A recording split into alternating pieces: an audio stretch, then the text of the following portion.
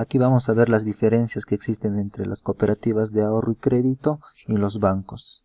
Como mencionamos en videos anteriores, podemos decir que los bancos tienen accionistas, tienen dueños, estos se deben a un directorio.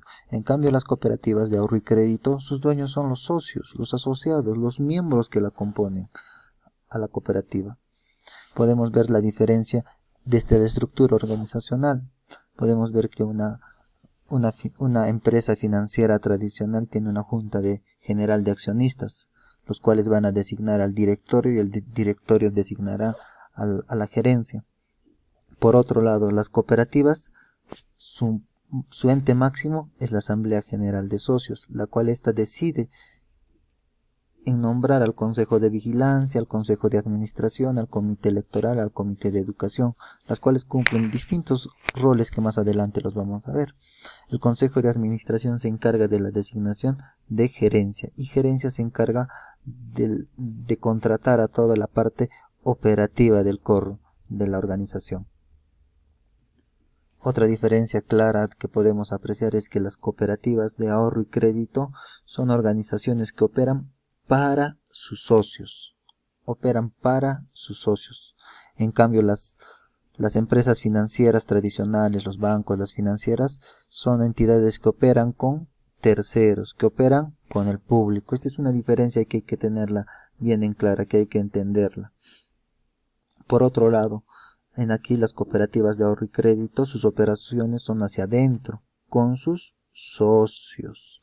Pero en cambio un banco opera hacia afuera, opera con terceros, con instituciones que no son sus asociados, que no son sus socios.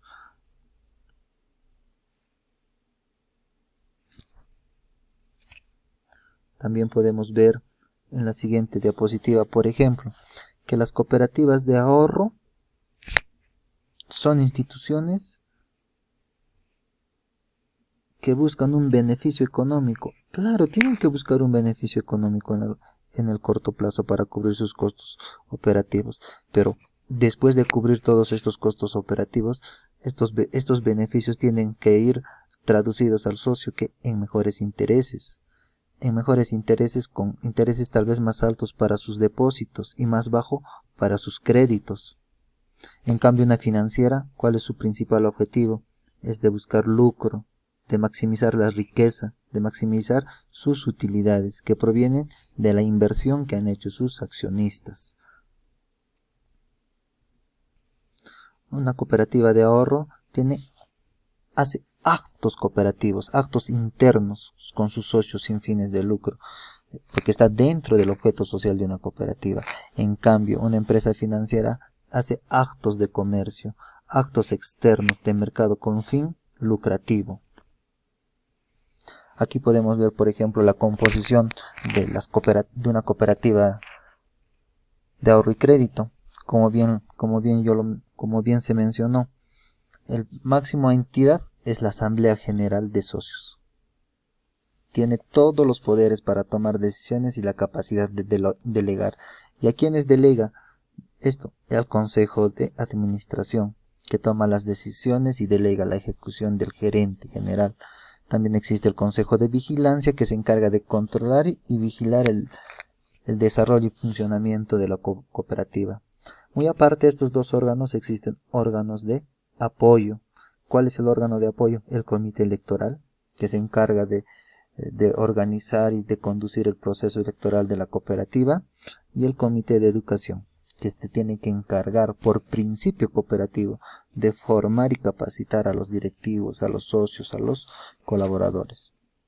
Si seguimos esta línea secuencial, podemos ver que la gerencia general tiene la obligación de planificar, organizar, ejecutar, dirigir, controlar todos los planes que pueda dar el Consejo de Administración, ¿no es cierto? Por otro lado, tenemos a las unidades de auditoría interna, que se van a encargar prácticamente de velar por el cumplimiento de esas disposiciones que da el Consejo de Administración, la Asamblea General. Y aquí hay que ver estos dos ámbitos específicos, por favor. 1.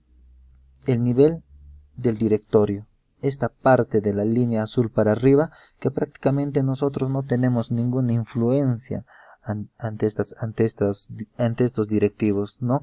Tiene que ser por medio de la gerencia en estos casos. Y tenemos el nivel ejecutivo, prácticamente donde nosotros tenemos que desarrollar la máxima proactividad y el máximo trabajo posible, ¿no? Y si es que hay alguna oportunidad de mejorar, algún inconveniente, comunicar a gerencia y esta hará llegar al consejo de administración, ¿no? Siempre con el objetivo de buscar el bien común y la mejora continua para las organizaciones. Aquí vamos a detallar en la siguiente diapositiva algunas de las atribuciones de la Asamblea General, así en líneas generales, ¿no?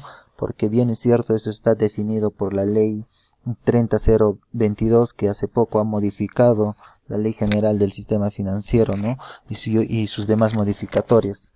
Entonces, vamos a revisar así en líneas generales algunas atribuciones de la Asamblea General. Por ejemplo, la Asamblea General debe pronunciarse sobre la gestión económica y financiera y administrativa de los consejos y comités de las cooperativas. Debe elegir y remover por causa justificada a los miembros de sus consejos y comités. Debe determinar el monto mínimo de las aportaciones para los socios, que posteriormente gerencia debe ejecutar y debe implementar en la operatividad diaria de la organización. La Asamblea General debe aprobar el reglamento de dieta para los directivos en representación de la organización. De más está decirlo. Debe proponer algunas autoridades para los consejos de administración y debe autorizar la distribución de los remanentes. También debe adoptar acuerdos sobre asuntos de importancia para los intereses de la cooperativa. Por ejemplo, estos temas de cómo se prepara la cooperativa en este nuevo marco de supervisión con la SBS. Otro aspecto importante, por ejemplo, es el Consejo de Administración. ¿Qué atribuciones tiene el Consejo de Administración? Funciona como un órgano colectivo. Los consejeros no actúan de forma individual. Las decisiones se toman colectivamente, por votos, muchas veces por mayoría. Entonces, el Consejo de Administración también debe asegurar que la cooperativa sea administrada de una manera sana y prudente. Debe aprobar, debe establecer y fijar los planes, presupuestos y políticas de la cooperativa.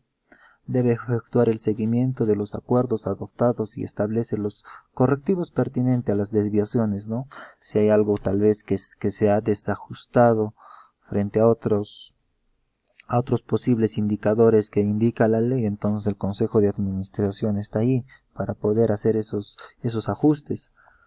Establece relaciones con otras cooperativas e instituciones públicas y privadas de la localidad, ¿no? Es el principal ente que se encarga de hacer la gestión de convenios con otras instituciones. Por otro lado tenemos al Consejo de Vigilancia. El Consejo de Vigilancia funciona como un órgano colectivo, como hemos dicho, igual que el Consejo de Administración. Este se tiene que encargar de verificar que las operaciones se rijan de acuerdo a los estatutos, a las reglas, a las leyes, a los reglamentos, a las normativas, a los procedimientos internos que tiene la institución. Debe velar por los actos del Consejo y los comités que se ajusten al estatuto, que se ajusten a las disposiciones legales del momento. Es responsable de la auditoría interna de la institución y debe coordinar la auditoría externa. Informa al Consejo de Administración las irregularidades encontradas, no propone las medidas correctivas pertinentes para que se puedan corregir esas situaciones, si en el caso las hubieren. También se tiene al Comité de Educación. El Comité de Educación tiene algunas atribuciones, como por ejemplo, ya lo dije antes, como principio universal, la formación, capacitación e información a sus directivos, a los delegados, a los socios, a sus trabajadores. Debe proponer convenios con instituciones de educación para el beneficio de todos los miembros de la cooperativa. Debe realizar actividades de celebración de las fechas cívicas y aniversarios. No se utiliza el presupuesto del Comité de Educación para este tipo de actividades. Debe realizar gestión, debe generar sus propios recursos. El Comité Electoral.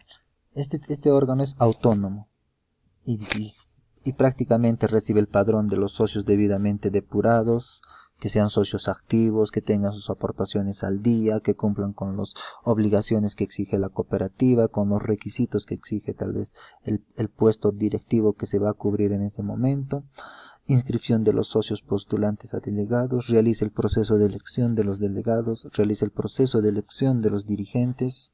Es un órgano importante para el funcionamiento de la cooperativa.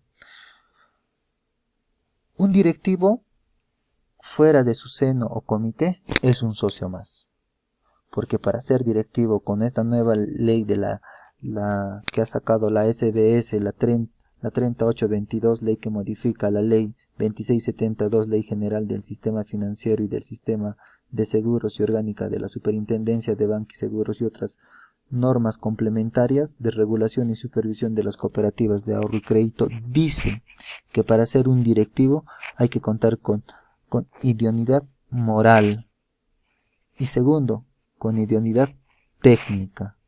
Entonces, ahora con esta nueva ley, para ser directivo hay que cumplir estos dos requisitos, que ya lo dice expresamente la ley: idoneidad moral y idoneidad técnica. No solo se necesita para ser directivo que tenga idoneidad moral, sino debe tener las capacidades, las cualidades para poder dirigir la institución y asumir la responsabilidad de ser un directivo de uno de estos órganos de la institución.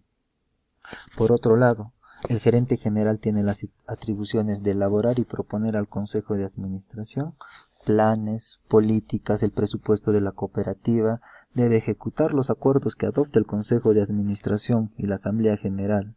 Es el principal encargado de administrar al personal, asegurando su eficiencia y el mejoramiento continuo de su talento individual. Vela por el buen funcionamiento y desarrollo de la cooperativa.